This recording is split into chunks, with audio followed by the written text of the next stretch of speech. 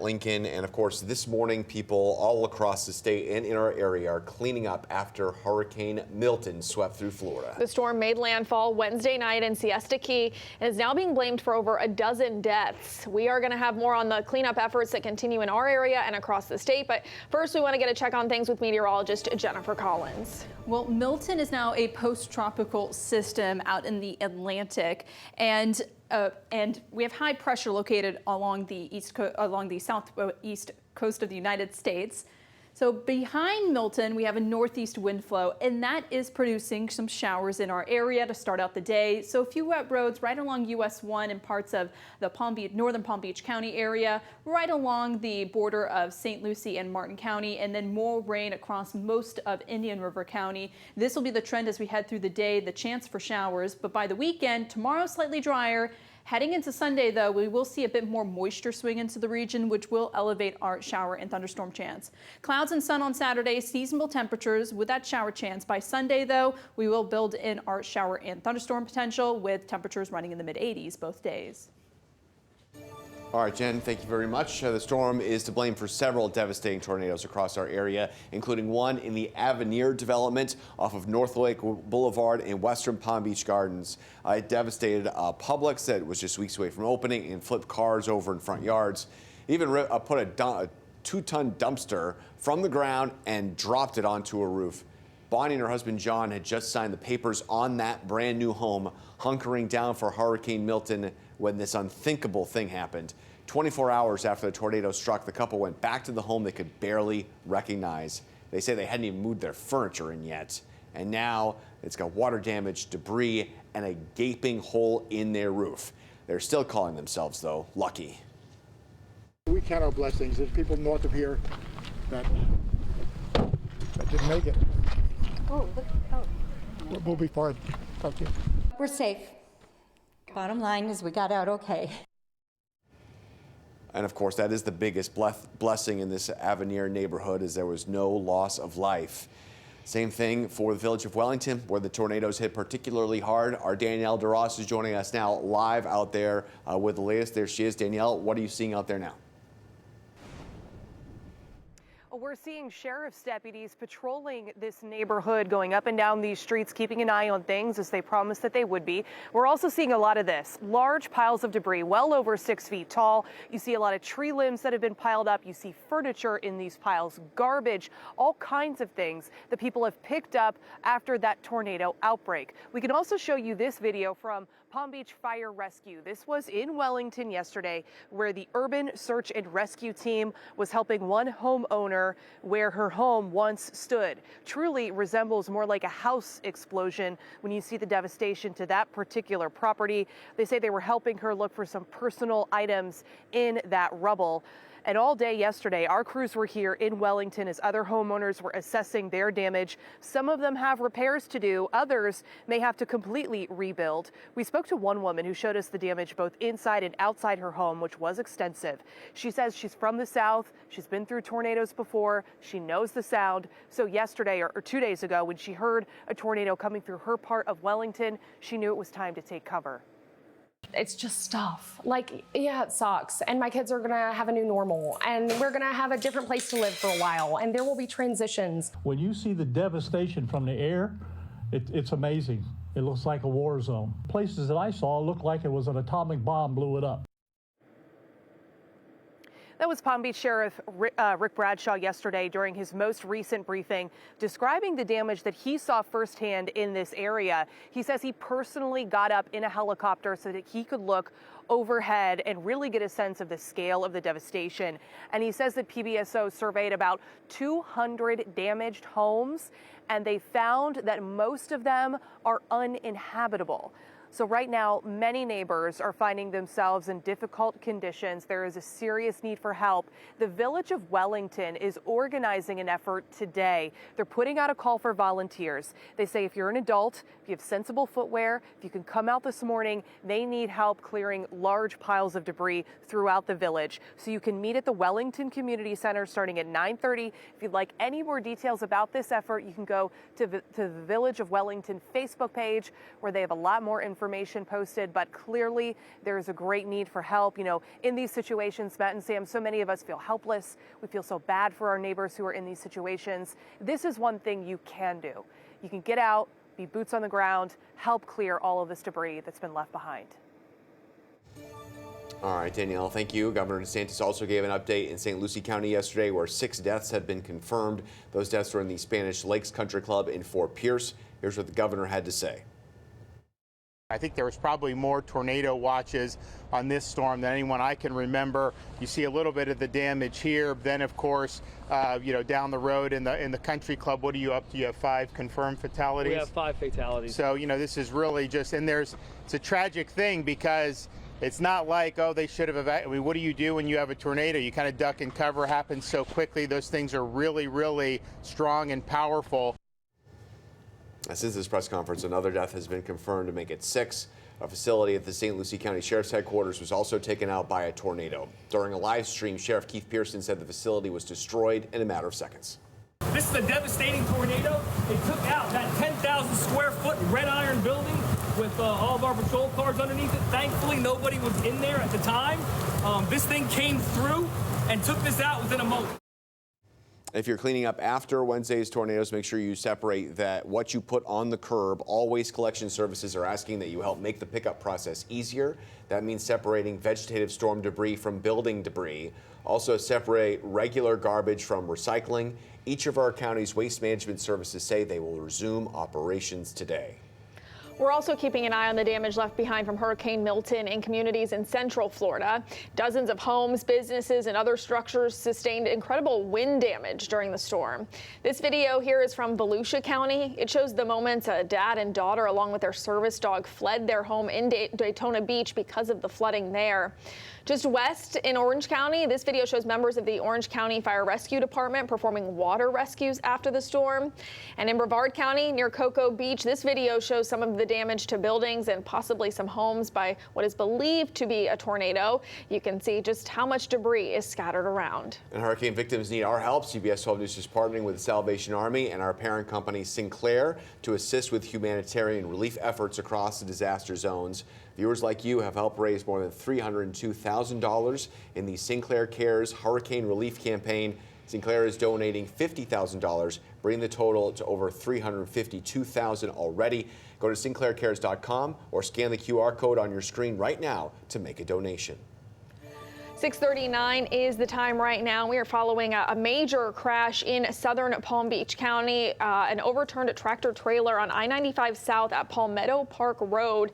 The on-ramp there is closed. 2 right lanes on the highway are also shut down at this time, so it is causing some significant delays for that morning commute. You won't want to take the turnpike south or get off of I-95 to avoid those delays. We were also following a crash in Jupiter on I-95 near Indiantown Road, but that has cleared.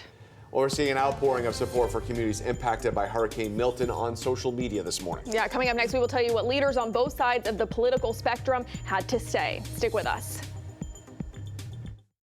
Millions of people across the state were forced to evacuate ahead of the threat of Hurricane Milton. That includes people in Tampa, just north of where the storm made landfall. And that's where we find Darwin Singleton this morning. Darwin, what's it like out there? Are you seeing a lot of people on the roads or in their homes?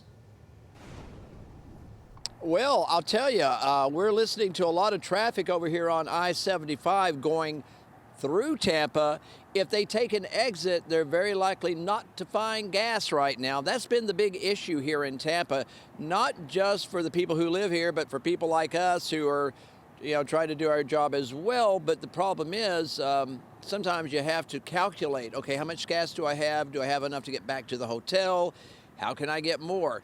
Everybody's thinking that way right now because it's hard to find. Now, the governor has said that they have Florida gas reserves. They're going to release some of those. They're putting them in the ground, hopefully, some tanks of gas. But we've only seen one gas pump over the last 3 days, one pump at one business that's been open, and a line of people with red gas cans waiting to get gas. So it is a difficult time here. A few stores opening up and some convenience stores, but no gas pumps.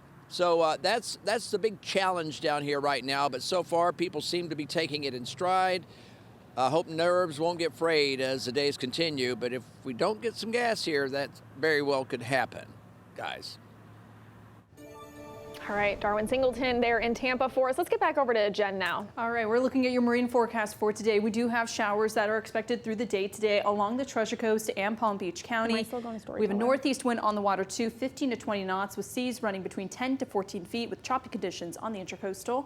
High tide today just around 3 o'clock this afternoon and into the morning tomorrow too. We will see the potential for some minor coastal flooding around the morning and evening high tide. Small craft advisory in effect for our coastal waters, and wave heights will remain elevated through the start of the weekend before decreasing heading into the start of next week. Again, that coastal flood advisory is in effect. We are approaching our next full moon cycle, so there is the potential for more minor coastal flooding around that morning and evening high tide mark because it is king tide season. This is the time of the year when we see our highest tides.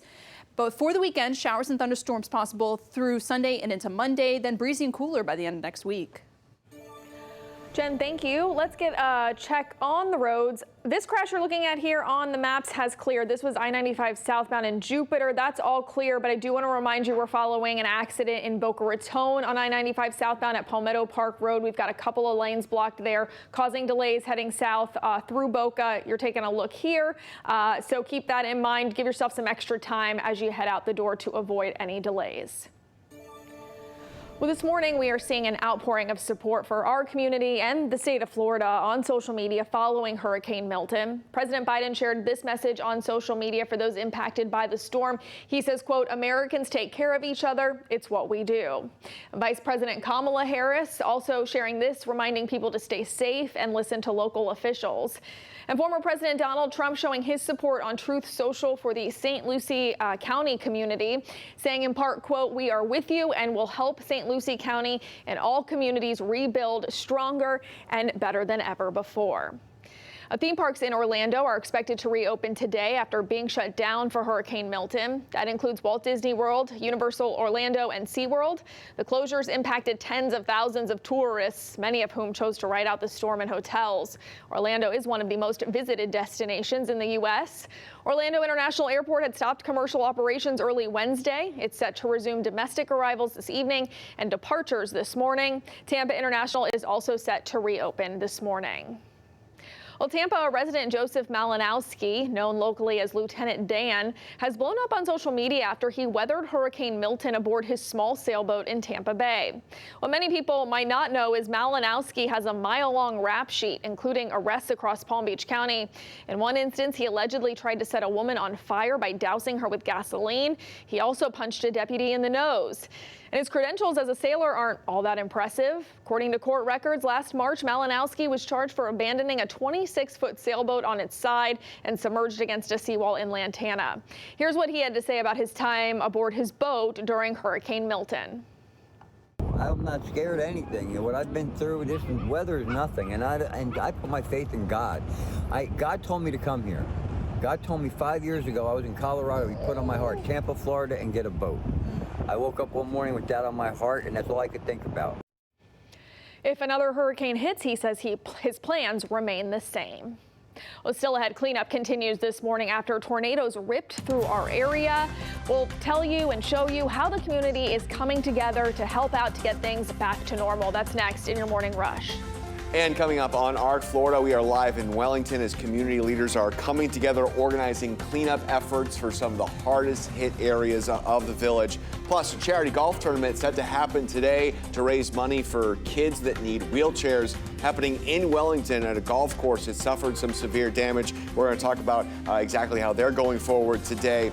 And we could all use a little dose of fun after the week we went through. We got Oktoberfest coming up and joining us on the couch. You should too at 9 o'clock.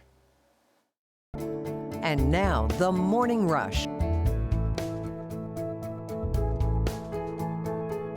Here we go. Everything you need to know to get your day started. Your Morning Rush begins right now. We are following a crash involving multiple vehicles on I-95 southbound in Boca Raton at the Palmetto Park Road exit. Delays not looking as bad as they were, but the on-ramp to get on I-95 there at Palmetto Park Road is closed. There are 2 right lanes also blocked heading south on I-95. So there are some slowdowns. Keep that in mind. Give yourself some extra time or take the turnpike as an alternate. We're here inside the Manatee Creek community of Port Salerno, where the cleanup process is now underway following Wednesday's tornado. The National Guard and search and rescue crews were out here yesterday removing debris, while neighbors came together with their tools and trucks to help each other out any way they could. Drone footage from a person who lives here shows just how powerful that storm was. You can see homes throughout this community decimated. The village of Wellington is putting out a call asking for volunteers to help clean up large piles of debris like this after a tornado outbreak earlier this week. The village was hit hard. Dozens of homes are uninhabitable right now, and there are large piles of debris remaining. If you are able to help, volunteers are meeting at the community center at 9:30 this morning. You can find more details on the Village of Wellington Facebook page. Crews in Martin County are assessing damage to Murray Middle School after a tornado tore through the area. You can see a roof ripped off, a band and chorus room there. Martin County School District says it's actually cleaned enough to have the students return to class on Monday. No districts have school today. However, Martin County, Indian River going back Monday. St. Lucie, Palm Beach County, and Okeechobee are all going back on Tuesday because of Indigenous Peoples Day.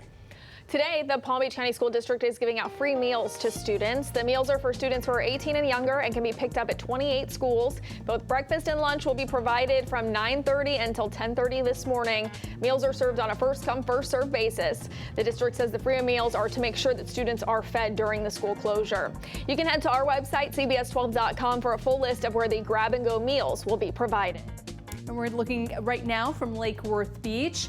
A beautiful start to the morning, but we have been tracking some showers to start off the day, including the Martin County area down south into Palm Beach County, with persistent rainfall across Indian River County at this time. Moderate rainfall is possible, and this trend will linger around heading into the afternoon before we see slightly drier conditions by this evening. We have a coastal flood advisory in effect for our coastal communities, as minor coastal flooding is possible around the morning and evening high tide cycle due to that onshore wind flow.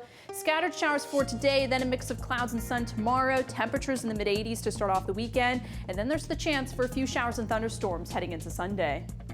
Jen, thank you, and thank you so much for joining us on this Friday. Yeah, be safe out there. If you are helping with the cleanup, of course, let's take a live look right now out in Delray Beach, seeing some clouds out there, rain in the distance. Have a great Friday, everybody. Everybody deserves it out there.